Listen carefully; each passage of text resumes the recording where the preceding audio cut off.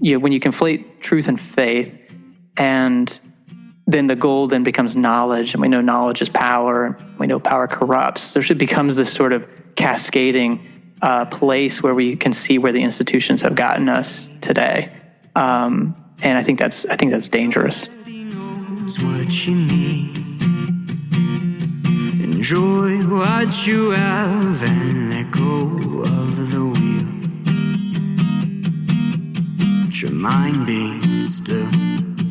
You have your mother's eyes, your father's heart.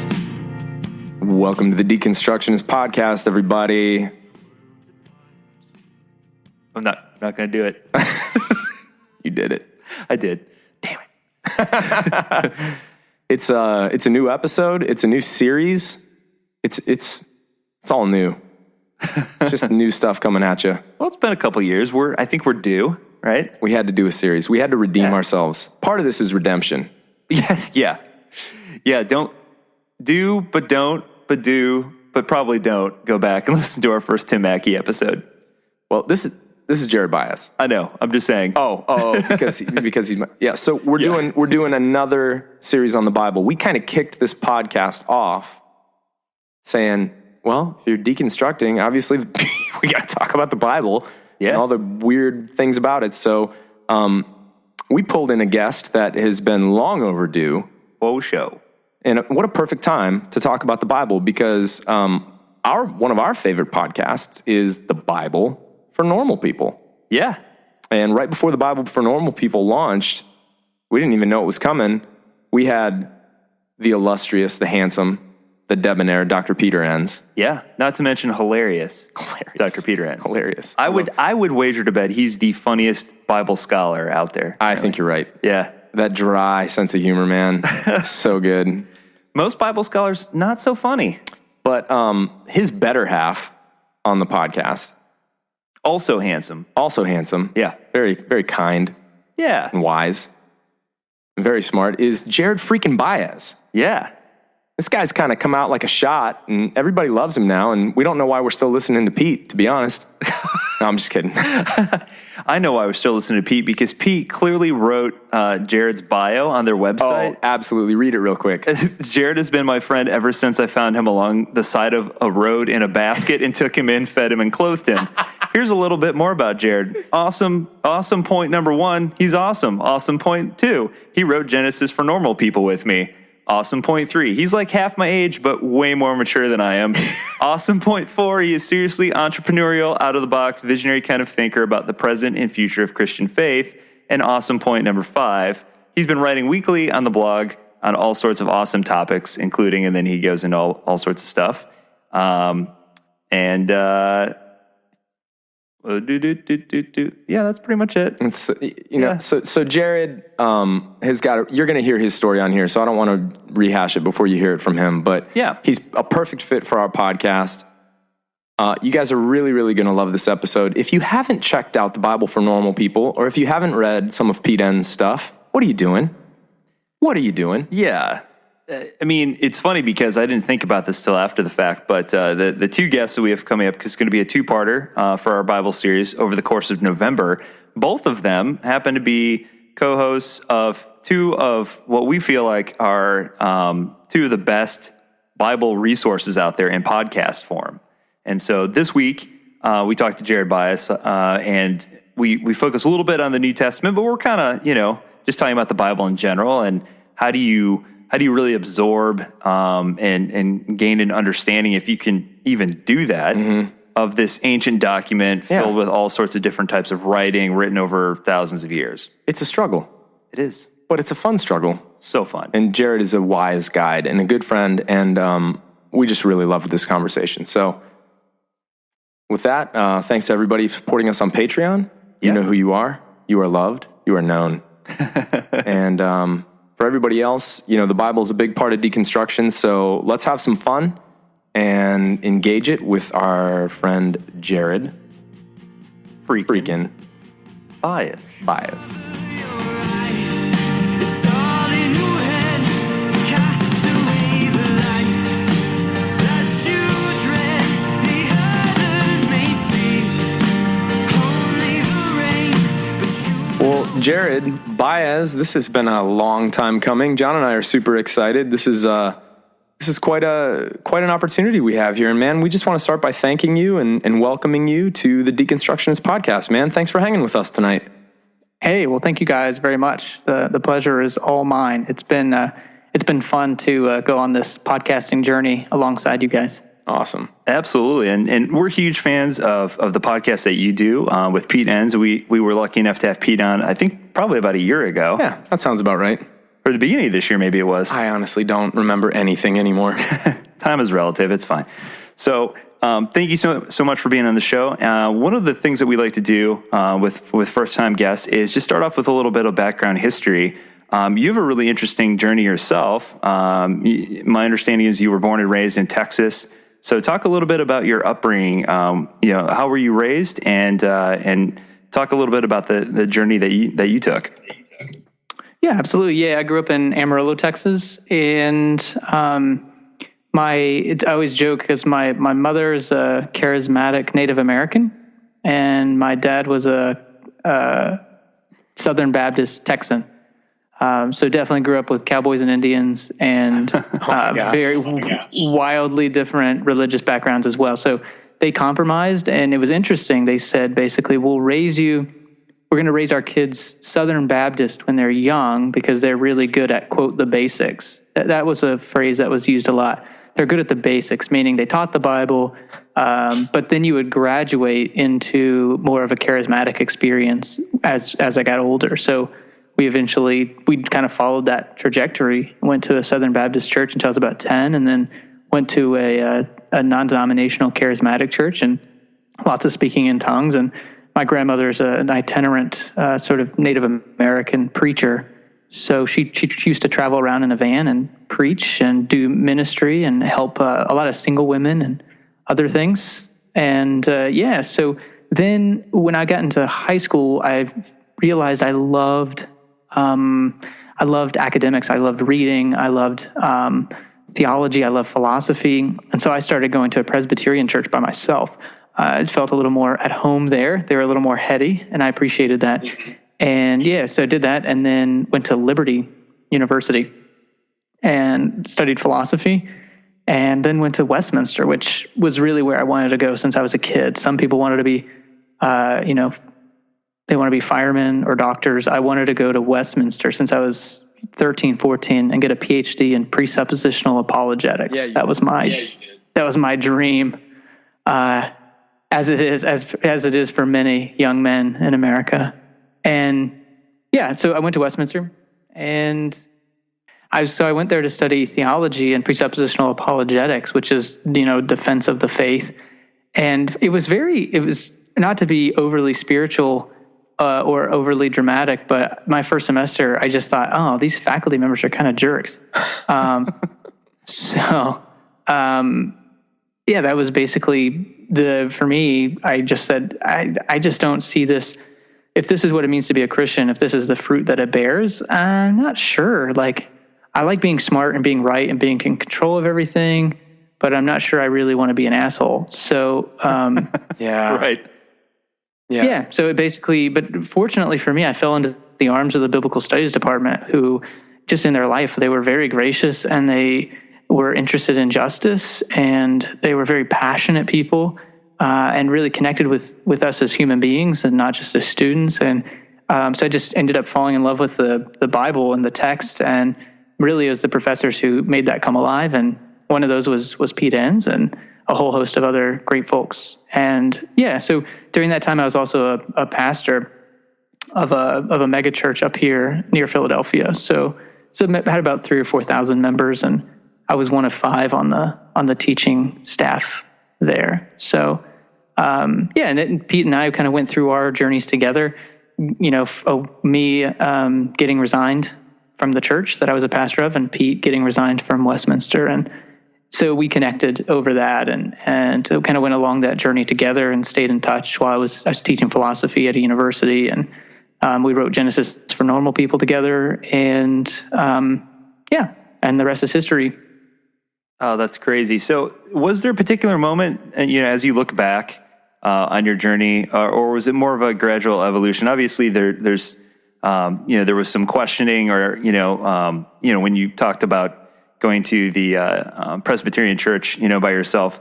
So obviously there was a curiosity there, but was there a specific moment that you can recall where you really felt the need to kind of shed that fundamentalist upbringing and look at maybe the Bible in a different way? Well, each leg of the journey, I think, had me at a different on a different frontier. So being at Liberty, I was a philosophy major and I was a Presbyterian, so it had two strikes against me, so to speak. Right. And so I always felt like a little bit of an outsider looking in.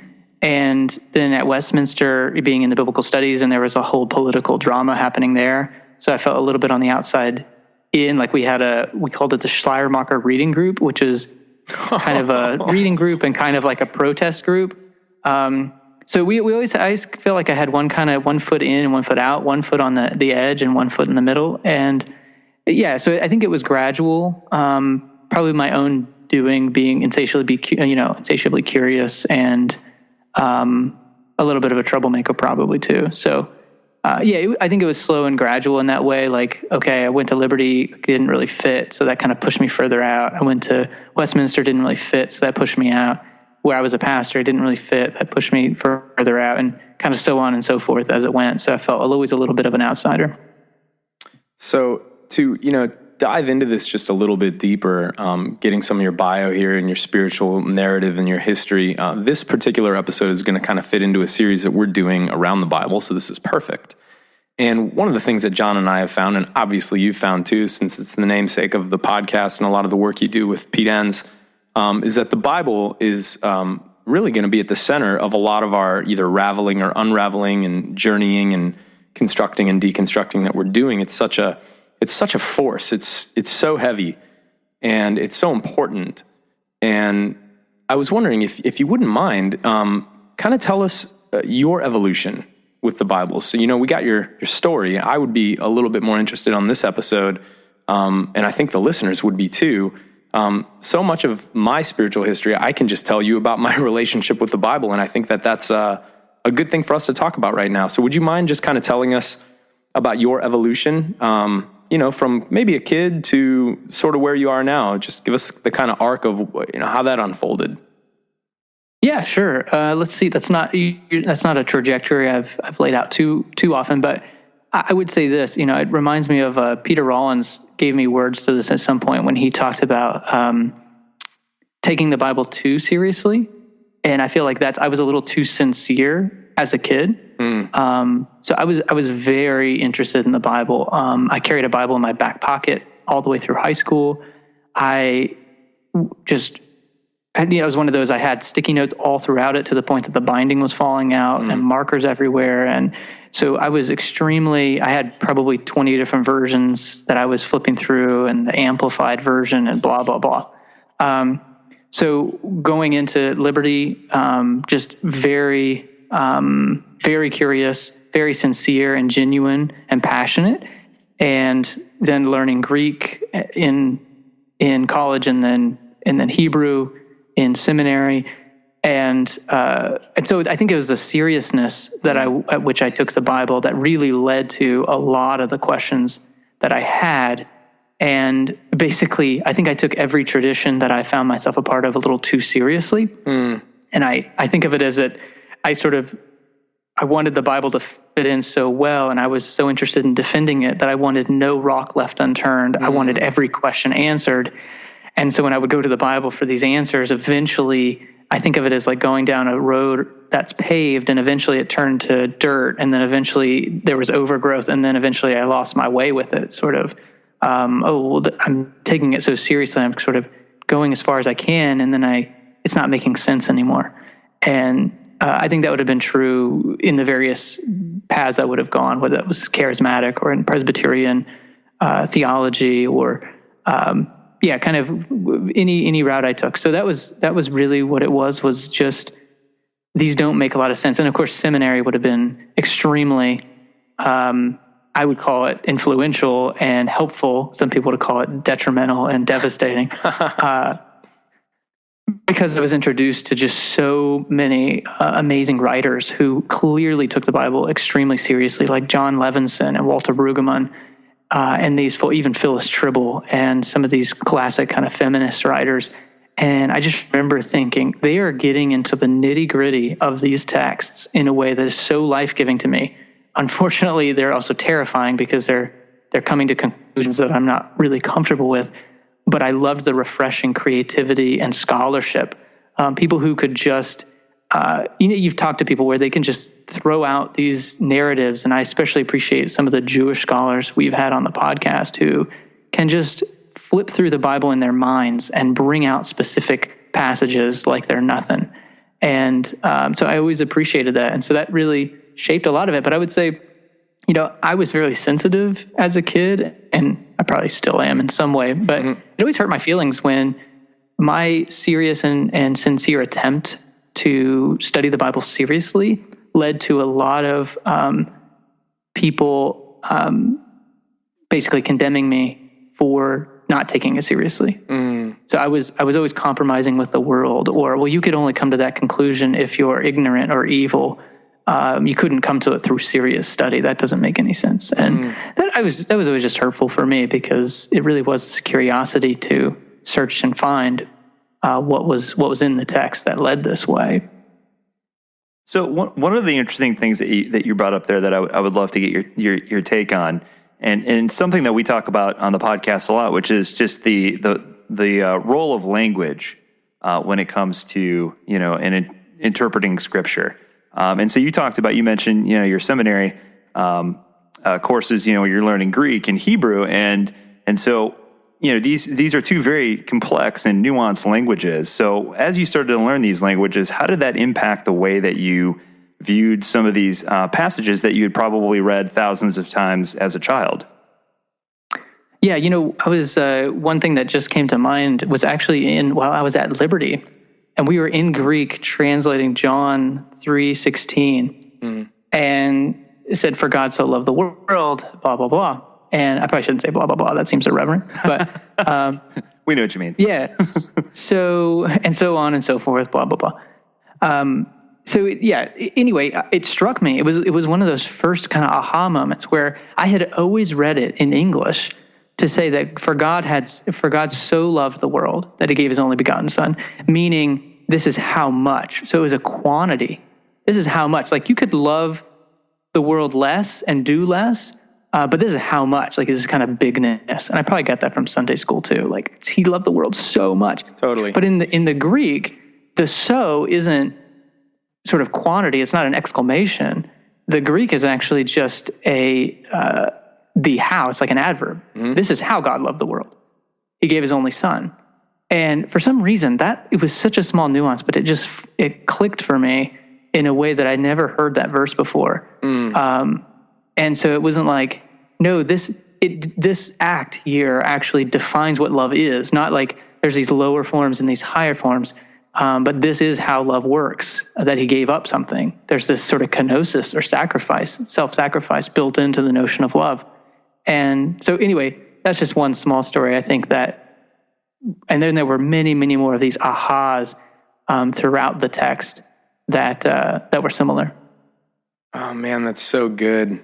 Just even John and I just listening to you do that just now, and I have a feeling the listeners would probably be getting the same kind of reaction. It's that kind of freshness that you were talking about earlier that does take you to new places and opens up new spaces within yourself, within the world, within the Scripture, that leads you on a journey. And I think that it's that kind of discovery that can start to make people uncomfortable. I think that a lot of people that listen to this show, and yours, our sort of our Venn diagram audience, if you will, probably have had experiences like John and I both have, like it sounds like you have, where just through simple questioning or realization or wonder or awe or like, wow, they're met with suspicion, shaming,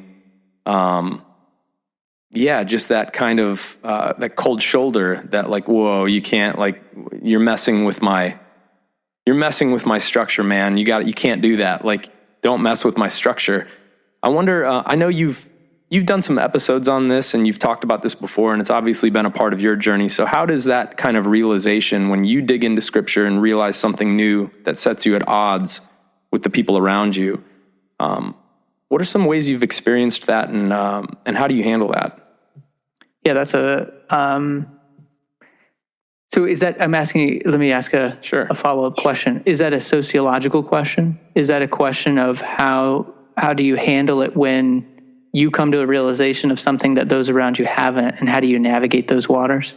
Yeah, that'd be one way you could definitely take the question, for sure. Okay. Because I asked that because in my role as a pastor, especially in my later years, was a lot of that. I taught a class when I was a pastor called For Skeptics Only. And basically we had it was a large church, and we wanted to be a community church. So we had a lot of spouses who would come to the congregation. Even they weren't believers, but they thought it was a good family thing. They wanted their kids raised in the church, but they were atheists and didn't really get much out of the service. So we decided to offer a class for them called For Skeptics Only, where we took 8 to 12 weeks in the spring and just kind of went through all the major oppositional questions and arguments and evidence-based claims for and against Christianity, and just kind of had a conversation about it. And I think through that, I was kind of known as someone who could handle people's questions, which I really appreciated and valued. And so I had a lot of people who we'd have like early morning breakfasts or late night diner talks. And it was usually, hey, I think I might think that the Bible's not inerrant, or I think I'm okay with evolution, or I think I'm okay with the LGBTQ community being part of the church. Can you help me? Because if I say that out loud, my family's probably going to disown me. Yeah. Or I'm going to lose a lot of friends. And so I got to the point of just saying, yeah, there's a social cost for changing your beliefs. And I didn't want to downplay that, because it's very real and very serious. And I didn't want to be glib and sort of like, well, follow your heart. You have to sort of do what you know is right. I think is more complicated than that. Right. So it's often like, ooh, yeah, let's think through that, because that's a challenge. And so both my personal history being, I think a lot of my family growing up in Texas and others wouldn't probably follow along with the way I've sort of, my spiritual journey. Mm-hmm. So I've navigated a lot of those conversations myself, and then, helping other people to kind of navigate that, which it's really hard. It's probably the thing that my heart goes out to the most with people, is how isolating it can feel to change your mind about the Bible. 'Cause life's too short to go it alone.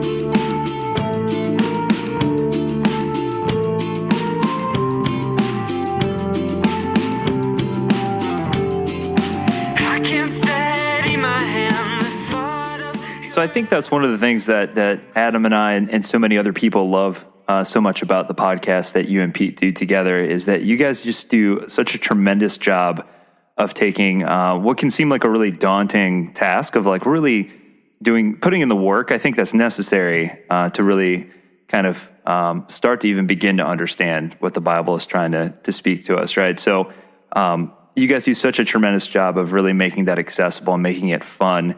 So what are some of the things that you guys have learned along the way in terms of how to communicate that to other people who maybe are in that place in their journey where they're starting to freak out because they're kind of letting go of some of that certainty that comes with kind of that very literalist interpretation? Yeah, that's a good question. I think, one of the things that first comes to mind is giving people the space. I would think two things. I think giving people the space to go on that deconstructive journey is really important. I think it's a necessary step along the journey. But I think one of the hardest things was reconstructing afterward and starting to put those pieces back together. It's very safe, and it feels really good to stay in critical mode, where you're just against everything.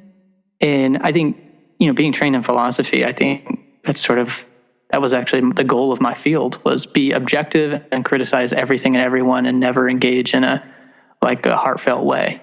Just stay at arm's length and criticize everything.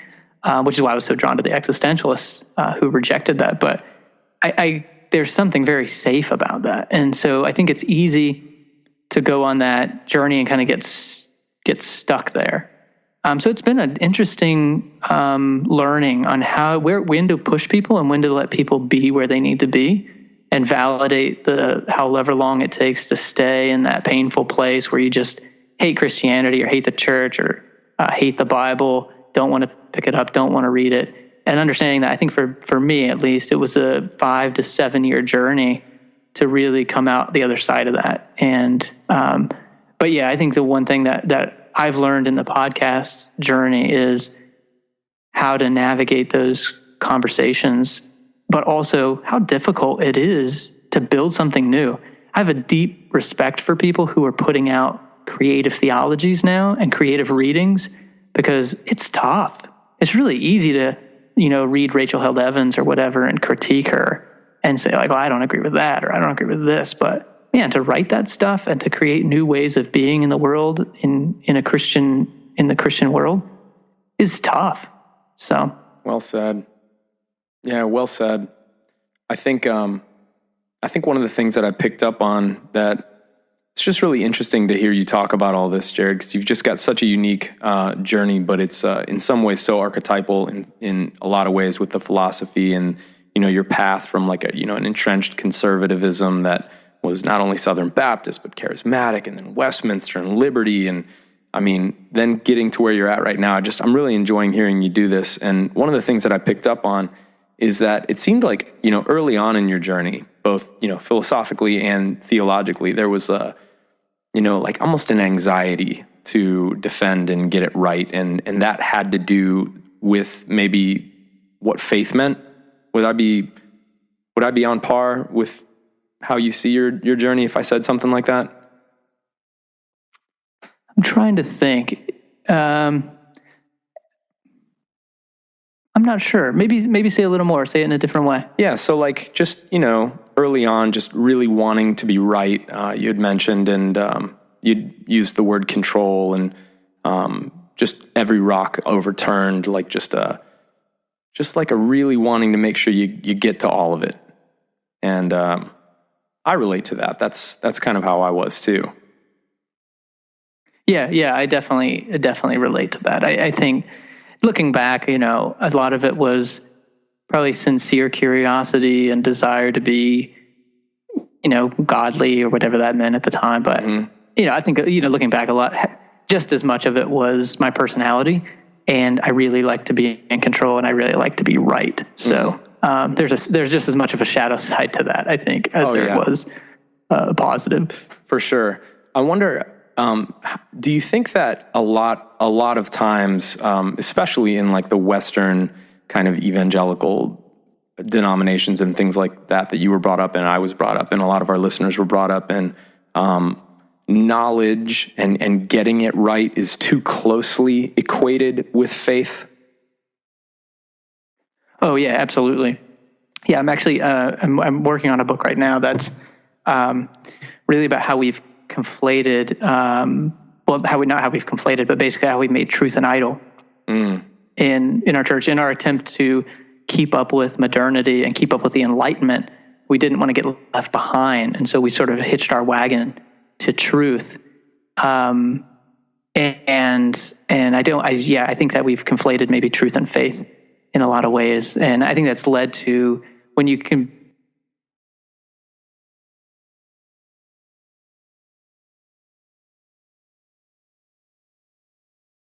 Then the goal then becomes knowledge, and we know knowledge is power, and we know power corrupts. There becomes this sort of cascading place where we can see where the institutions have gotten us today, and I think that's dangerous. And it kind of goes back to my personal story. I think my story could have easily ended with just kind of fitting into that mold, because I really liked being in control and really liked being in power, and that could have been really dangerous for me, I think. Yeah, I resonate with that. Kind of the second thing I want to tease out that I noticed is now just, consuming a lot of your work and even just talking to you now, I don't get the impression at all that there's any anxiety or need to control driving anything that you're doing. It honestly sounds a lot more like joy. It sounds like you're having fun. It sounds like a true love for whatever it is that you discover. And there's a real peace that I pick up on in kind of where you are and how you talk about these kinds of things. I wonder if you've noticed that in yourself. Oh, yeah, absolutely. Yeah, the last 3 or 4 years, I mean, I think from the very practical, which is it's amazing how freeing it can be when your paycheck doesn't depend on your beliefs. Yeah. That can be real freeing. But yeah, secondly, I had to come to this place because I think early on I realized I thought that there maybe was gold at the end of the rainbow. Yes. And at some point I realized there's no end to the rabbit hole. And I have to be okay with the fact that I'm never going to get anywhere in particular. And I really love that metaphor that Brueggemann uses in Journey to the Common Good, that, on the one hand, we have Egypt, which is a place of oppression. And on the other hand, we have a place, the Jerusalem, which is religious oppression. So we have pagan oppression and we have religious oppression, and they're both oppressive. And in between, we have the God of the desert, the one who leads the Israelites in the wilderness. And that's the most free Israel's ever been. And so just having to kind of come to that grips, which is why actually our youngest kid, his name is Exodus. And so just kind of coming to peace with the fact that we're on the journey, and that I've been able to disconnect my spiritual life from my mental assent, my beliefs, and say, you know what, I was made curious, and I can go wherever that leads me. So I can entertain a thought without feeling bad about that, no matter what it is. And that doesn't affect the fact that my faith is really built around, I often say, like, when someone says, well, what do you actually believe? I say, well, I don't know. Like, ask my wife, ask my kids, ask my friends. Like, they're probably going to be able to tell you better what I believe than me. I'll just make it sound good. I'll tell you what I think I believe. And so I really kind of have rooted myself in those traditions and practices, which my wife is really helpful in. And that's freed me a lot to kind of pursue these curiosities that I have. That's So really good. well put. One of the things I kind of want to stay on this theme here, but go back to something that you said earlier. You mentioned that when you were younger, and I think a lot of people listening can identify with this idea that as you started to entertain your curiosity and dig in a little deeper, and in your quest to find truth, as you put it, you had people who responded negatively to that. Either you're evil or just trust what you've been told and that sort of thing.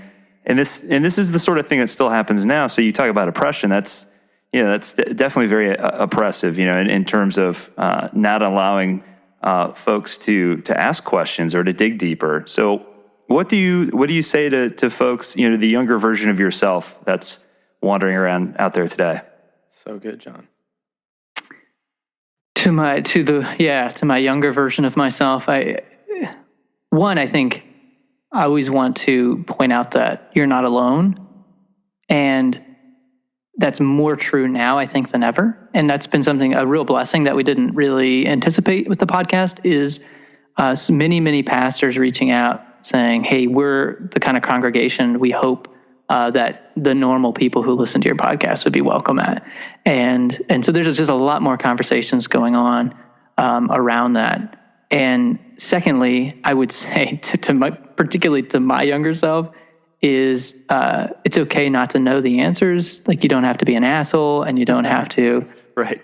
Because that was what it would be. Is like, I didn't like to feel insecure, and so I could just argue my way into sort of convincing someone at least that I may not be right, but at least I'm not dumb. And I think I was very afraid of feeling dumb. And yeah, so not being afraid of that's part of the journey, and part of letting go is to ask for help, to not need to know all the answers, to just be part of the group, part of the journey, and part of the people who are searching, and giving people that grace too, that most of the people who are going to react negatively to you, they're on their own journey.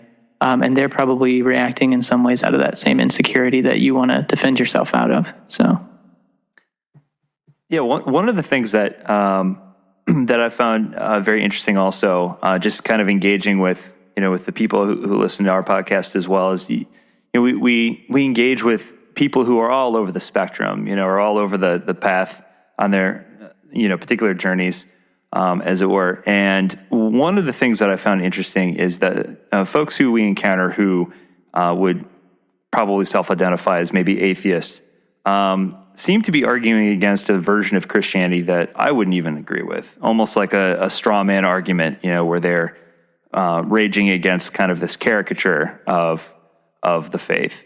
And so what do you say to folks out there who are like, I just can't be religious because there's all this, for example, violence in the Old Testament? Yeah, I mean, I just think that's not, well, it depends on how close I am to those people. But if they were good friends of mine, I'd say, well, you're just not being imaginative enough. It's funny because I just had a conversation with someone who they're like a pretty big name youth pastor and worship pastor at a church, like a large church. And they sort of came, again, these midnight meetings that I have with people who want to keep it on the hush hush. Under the cover. And they were like, yeah. And I said, yeah, let's have a call. We got on Zoom and had a bit of a video conference, and he was genuinely wanting me. He asked me, well, why are you still a Christian? Like, you have all these questions, and how can you still be a Christian? And I said something that I could tell immediately was the most unsatisfying answer he was expecting, which was, well, because I choose to be. And he didn't like that one bit. And I think that's, with my atheist friends who a lot of times they're like, well, why are you a Christian? Because 9 times out of 10, I'll agree with whatever they're saying. Like, yeah, okay. Yeah, that makes sense. I wouldn't believe that either. Like you guys are saying. Yeah, that sounds good. Okay. Well, but doesn't A plus B equal C? Like, doesn't that mean you can't be a Christian? I'm like, no, it doesn't mean that at all. I'm still a Christian. Like, how? Well, because I want to be. What do you mean how? Because that's a choice.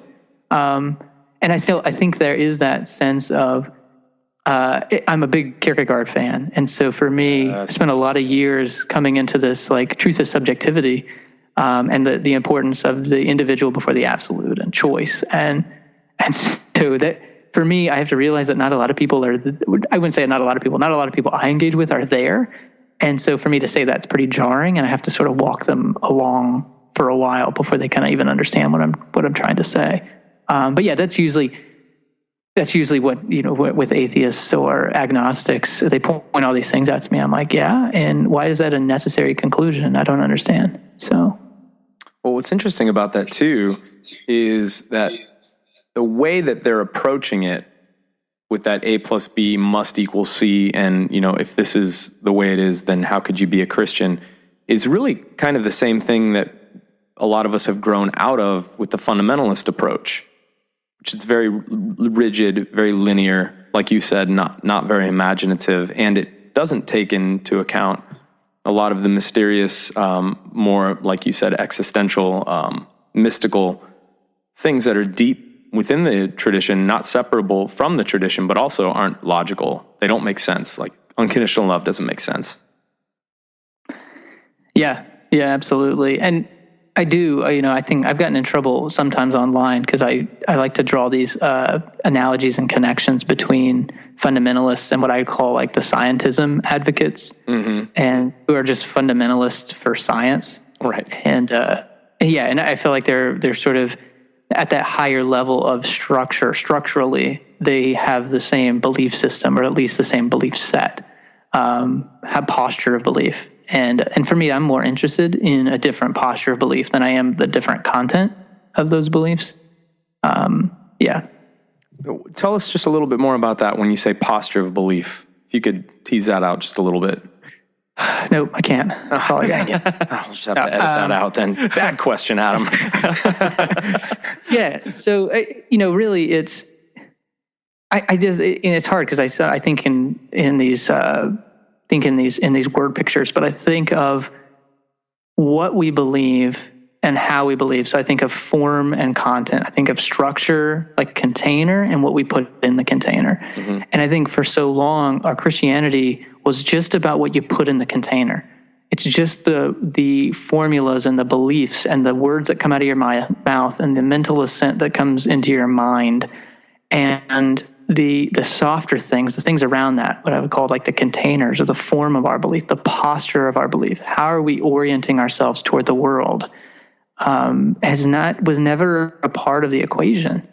And so I think of the content can be wildly different. And one example I think of is when I was a pastor, one of these spouses who was an atheist who was in my class, we got to be like really close friends, and we'd have lunch like once a month. And most of our lunches would bemoan the fact that we were actually closer in how we lived our lives than our respective tribes. He would rant against the atheists and I would rant against the Christians, and it was a good time had by all. And that's kind of what I mean by, with the posture of our belief, the way we navigate the world, the things that we were interested in, compassion and love and grace and wisdom and developing in maturity as human beings, we were very much in a line on that. Even though our particular tribe that had the same beliefs as us, we didn't find ourselves in as much alignment with them. That's good, man. Thank you. So, obviously, this is going to be part of our scripture series. So, I thought it'd be fun to talk about some different aspects of. Let's start with the New Testament, because you're up first, Jared. So, your podcast will be number one in the series. So, talking about like the New Testament, what are some of the things that you encounter? Because it's not often we get somebody who is who literally just studies the Bible and has the credentials. It's usually just Adam and I. Trying to sound like we know what we're talking about. So, so what are some of the common things that you run into that people just have issue with that maybe you could talk about a little bit? In the New Testament? Yeah. So one example that comes to mind is, we talk about the Gospels, and one of the biggest issues that people have with it is, like, look, we know Mark is supposed to be the oldest one written. And then we have Luke and Matthew that borrow heavily from Mark. And then we have John, that was the last one written. And it's way different than the other three, just in the style in which it was written and completely different narratives that you see there. So what do you say to people who are like really trying to dive into, like, for example, the Gospels and trying to work their way through that? Yeah. Well, you don't need any credentials. Look at that. You spelled it out just perfectly. Yeah, I mean, I think the Gospels are a great example. And once you can get to the fact that if you can just say, well, this is the Bible we have, and instead of saying, maybe there are, when I was first in seminary, you'd read these writers who were basically made the assumption that the biblical writers were kind of idiots. And so whenever they would see, for instance, like there's differences in the Gospels, it was like, well, these guys are dumb. Like, why would you put books together that are so different whenever it's clear that couldn't have happened the same way? Like, they're different, conflicting, contradictory accounts. And so again, it comes back to that posture of belief. Like, on the flip side, I kept reading more and more of these people who were fascinated and fell in love with the discrepancies because they gave nuance and texture to what that author was trying to get at. And a great example of this is, Luke has a bent toward the poor and the oppressed. So in the Sermon on the Mount, blessed are the poor in spirit, for they shall inherit the kingdom of heaven. Blessed are the poor in spirit. That's Matthew's version. Well, in Luke, in the Sermon on the Plain, he just says, blessed are the poor. He leaves off the in spirit. And it's like, oh, well, which was it? I think that's the most boring and uninteresting question. Which was it? What did Jesus actually say? Was it poor in spirit, or was it blessed are the poor? Well, you're missing the whole point of Luke's gospel if that's the question you're asking. The question is, what point is Luke trying to make about the kingdom of God whenever he says blessed are the poor? Especially when you read it in the context of the rest of his gospel and how he crafts the narrative. So I think whenever you can get over those questions of historicity, and there are problems, and I appreciate scholars who focus on those. I think they're really important to work through. But by and large, for the average person, it's more interesting to say, why is it that we have the Bible we have? and dig into possible reasons why these writers would have shaped it in the way that they would have. Fear the passage on when it's hard to tell heaven from hell, from the feelings I felt. Earthly faith flows through my veins to the dirt where I'll stay. Control not my soul. Yeah, I think the interesting follow up to that is, one of my dad's seminary professors had this mantra, context is king.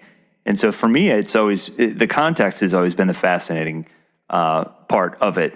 So why would they have phrased it in that particular way to the audience to which they were speaking? I think that's the more interesting question versus, like you said, like, why are these differences here?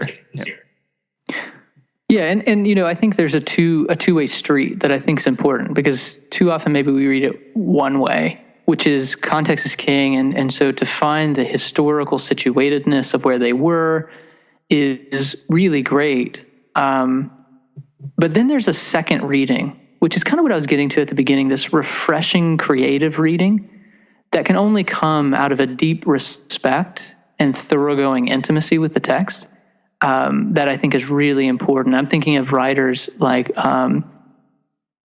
so writers like John Levinson would be excellent examples of that first kind of reading, where they just get really into the nuts and bolts, the nitty gritty. I mean, down to the jot and tittle, literally, of the text, and know those contexts so well. And then you have people who take that knowledge and create these beautiful worlds that apply to ours. Like I'm thinking Will Gaffney on womanist interpretation, and even a little bit of Brueggemann, but definitely like a Richard Rohr, who we would have our arguments with Richard Rohr, like, well, you're kind of reading into the Bible. That's not, if you're taking the context literally, like that's not really what's going on. And I think Richard would say, yeah, you're right, and I kind of don't care. So I think you're right. So I think I think those are both really important and can both be beautiful in their own way, but they both take hard work, and it's a skill, it's a craft, it's an art that takes a lot. And I think there's something beautiful just even in that, of dedicating years of one's life to this craft and what can come out of that. That brings me to a question that I wanted to make sure I got in here somewhere, and you just kind of touched on it. So I just keep thinking of all these listeners, and like John referenced earlier, like looking back at our previous selves walking around out there, and just coming into deconstruction, just coming into some kind of an unraveling, or something going on, but still, the Bible will never cease to be important for anybody that's had a strong relationship with it. It will continue to define you and be in your life, whether, it's just haunting you from the shelf, or, it's something that you're just, always trying to manage in some way, shape, or form. So I've got really a two-part question. So in light of that, how do you start to encourage people? Because I know this is something you're particularly good at, and you and Pete together are particularly good at.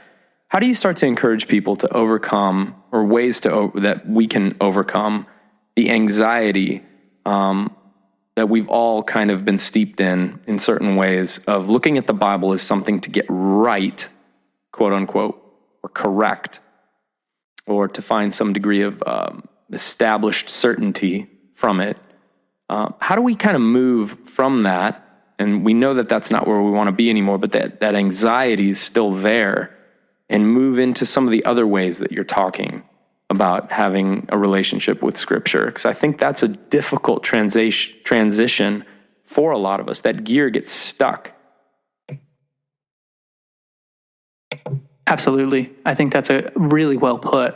Yeah, that was a good question. The first thing I would say is, don't be afraid to just put the Bible down and don't look at it and don't read it for an extended period of time. And that was really important to me, which unfortunately I had to do that when I was still a pastor. So that was difficult, preaching sermons when you're not really reading the Bible anymore. But what I was frustrated by was, and this happens a lot in the different areas of my life, where we want to make a change, but the patterns of behavior are so deeply rooted that even if we tried, one of the reasons I didn't become a pastor after I left my sort of mega church position was I thought about starting a church, and I thought, well, I would never want to start a mega church or have that model. And I think it's, fine for some. It wasn't for me, but I know, because that's the only thing I've been trained in, that's what I would start. Mm-hmm. So even if my intention is not, it's baked into my training. It's sort of muscle memory. And I think we do that with the Bible, where we just think we can just flip a switch and have a different reading strategy. And for me, I realized that's never going to work, because every time I pick the Bible up and try to do something new with it, the same old patterns just crept back in. So I had to just set it down for a few years so my brain could kind of unlearn these patterns and just let it lay dormant. And in that meantime, I spent a lot of time reading folks who could give me a new vision. So give me new muscle memory. I had to watch new training videos, and those would be, any number of authors that you guys have had on. And that's one of the things I love about these podcasts is it gives some fresh voice to where can I go? And so spending some time reading how they, get a new mentor for how to read scripture in these new and creative ways, and then go back later, maybe years later, and try to pick it back up again in that new way. The second thing I would say is if there's an anxiety about getting the Bible right, I think I would go deeper and ask the question around what are your views of God and how God sees you? What are your views of sin and salvation and some of these deeper concepts that, I think Jonathan Merritt maybe on a previous episode of yours talked about? Like, those words have huge concepts behind them. And so how do we start to become aware and reflect on all that means for us? And for some people, that's in therapy, like that's a professional setting to do that. And for other people, friends or even alone. But I think starting to wrestle with that, because our reading strategy with the Bible tends to be a tip of the iceberg with a lot going underneath. One of the things I've heard you say previously that I really appreciated, and I'd love for you to talk about, why this is important. But I've heard you say that, when you sit down and you sit down to read the Bible, that oftentimes that you surround yourself with different translations. And even I've heard you say that you've used the Jewish translation of the Hebrew Bible, the Old Testament. Talk about why that's important and why that's helpful. Yeah, I tend to read the JPS, that's the Jewish Publication Society version of the Old Testament. Frankly, because I think Jews do a lot of that scholarship better than we do. But I think it's important because, for a few reasons. One, I think we stop reading slowly and intentionally when it becomes too familiar. So new translations speak just differently and have us catch things that we maybe didn't notice before. But secondly, every translation is an interpretation. Translation is interpretation. So behind every English translation, you have a team of people who are making conscious decisions about how to translate certain words. And there are a lot of words that are ambiguous, especially in the Old Testament. There's a boatload of what we call hapax legomena, so words that only occur one time. And so there's not a lot of context to go on. And so we do our best. But there's teams of people who would translate things in different ways. And so it's important, I think, to see those differences. Sort of, if we're taking a lot of our belief system from this text, I think we can take some time to see how these teams of people are making decisions for us on the back end. Oh man, I love that. When I had heard you say that, I've been reading a ton of just the Jewish perspective on the Old Testament recently, and just having my mind blown, just seeing a different perspective, on a text that I've read, a million times before. So, guys like Rabbi Wolpe and Rabbi Jonathan Sachs and Art Green and guys like that. I think it's funny to think that why wouldn't we read Jewish texts on the book that they wrote?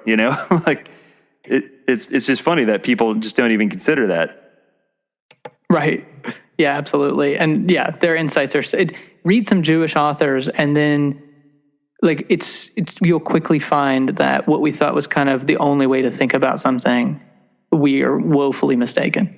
Yeah, absolutely. And what a great thing that is. Yeah. It's such a great thing. Yeah, you know what? I had one more question, but I think we already answered it. But, I'll kind of frame it up a little bit differently. So other than listening to the Bible for normal people, what are some other things that people can do to just kind of reinvigorate themselves around this daunting book? No, that's really all you need to do is just listen to the... I agree. You can just end it right there. Yeah. But I mean, again, in all honesty, I think from a lot of people I've heard, utilizing resources like your podcast here or the Bible for Normal People, not just for the content here, but I think even just going back to what I've said in the last half hour, I've probably dropped, 7 or 8 different authors. Like, take those. I appreciate when people write and say, hey, you had, Will Gaffney on, and I picked up Womanist Midrash, and that book changed my life. Like, that was really helpful. So, utilize, I think we're just messengers on the podcast. We really want to just bring that scholarship to light and to give as many voices to the text as we can that are really smart and taking it very seriously. So, take advantage of when people are on this podcast or other podcasts and name authors and books, write them down, go to the library, order them on Amazon, and just be open-minded about how that might change what you're thinking. And I could say it sounds simplistic, but don't underestimate the power of reflection to just, as you're reading, think, how is this changing? How is this different than how I would have thought about it previously? And there's a lot of good stuff out there. Absolutely. So good, man. So what's your favorite Bible verse? I'm kidding. What's your life verse? Yeah. My life verse. You know what? I don't remember what it was, but when I was in college, my favorite thing to do was, and I can't remember the verse now, but I used to write, because, whenever you're in college, you go to like a million weddings, or at least if you're a Christian college. Yeah. Everyone's getting married when they're like 21. Oh, yeah. And so I went to a lot of weddings, and anytime they had like a thing to sign, they had those, I guess maybe when I got married in the early 2000s, they had these things where they had a picture and everyone signed the picture frame. And I would always put in there, I think it's Genesis 3. What is it? But it's the passage that says, and the two were naked and were not ashamed. So that was like my life verse for like 4 years. The two were naked and were not ashamed. That's amazing. I love it, man. That is so great. Well, we can't appreciate you coming on the show enough. We've been wanting to do this for a while, I know, and so I'm thankful that we're able to get you on and have you be one of the last episodes in 2018. So before we let you go, though, obviously we mentioned your amazing podcast. So people who haven't heard that need to go and check it out. We'll put all those links in the show notes. Where else can people go to stay on top of what you're up to? Well, for me personally, you can find me on Twitter at jbyas, BYAS, and on Facebook. Jared Byas is a pretty unique name, so you can usually just Google that. But that's pretty much where I am right now. Write occasionally on thebiblefornormalpeople.com with Pete. And other than that, the podcast. Awesome. Thank you so much. Would you just do us a favor and not mention it to Pete that you were on here? He's going to get super jealous, obviously. Oh yeah, totally. Yeah. Well, he will hear it because he listens to every episode, I'm sure. Oh, dang it. Yeah. Well, we just appreciate what you guys are doing. I mean, there's a ton of academics out there, and they tend to be more on the stuffy side. So it's always nice when you have academics out there who are doing brilliant work and make it really fun. And you guys have a great sense of humor. So we appreciate everything you guys are doing. Yeah, seriously. Thanks for what you do, man. It's a big deal. Excellent. Thank you. Thank you very much. Thank you. Right, we'll talk to you later. All right.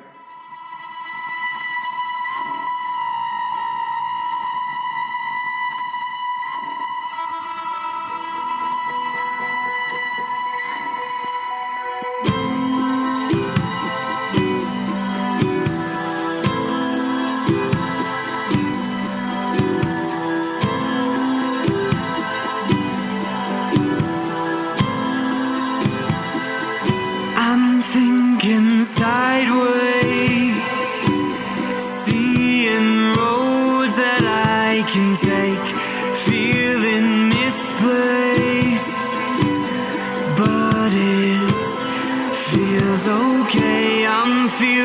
and shadows, casted from my disbelief, hearing whispers in my mind played on repeat.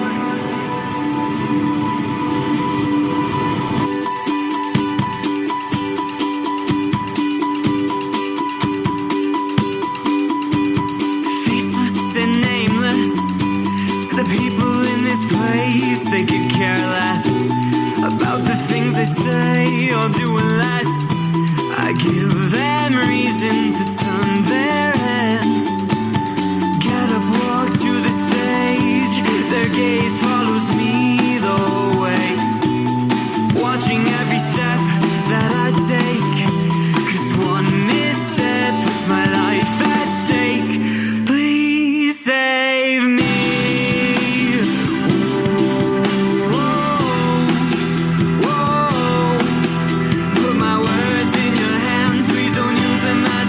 If you can understand them, please save me. Whoa, whoa. Careful how you spell them, they're all poison with a rhythm. Make you think sideways. No one's saying it will remain the only pedestal I have. I'm ashamed of the hardships I've obtained and put into words to express my pain.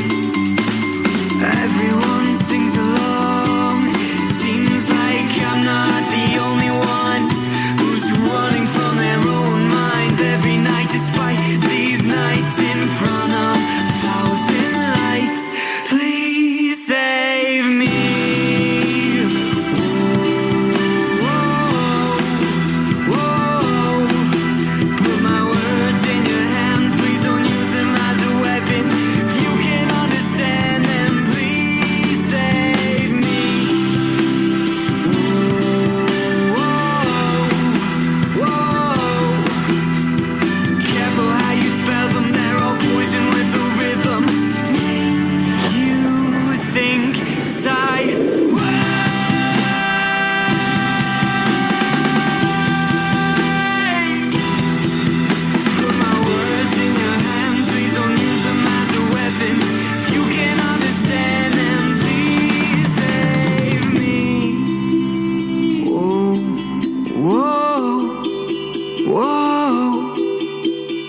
Careful how you spell them, they're all poison with a rhythm. Make you think sideways.